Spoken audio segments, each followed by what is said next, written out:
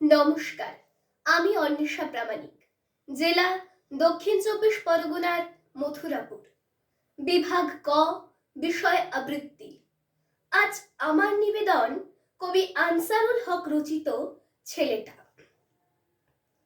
ছেলেটা একলা একা, পাশে তার বটের ঝুড়ি, আকাশে রামধনু রং, ঝরে জল ইলশে গুড়ি। পিঠে তার বইয়ের পাহাড়, দু চোখে স্বপ্ন ভাসে। বিকেলের সূর্যি মামা উঁকি দেয় জানালা পাশে। ওরে মন সহজ পাঠে, আধারে জ্যোৎস্না ঢালা। ইশারায় ডাকছে আকাশ, দু হাতে তারার মালা। নিয়মের গণ্ডি ভেঙে শুনে সে মাঝির গলা।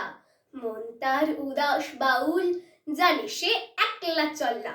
সদনে তাকুর নাকুর, আবেগে বাড়ায় দুহাত। দেখে যেই সামনে চেয়ে, সেই তার রবীন্দ্রনাথ। নমস্কার।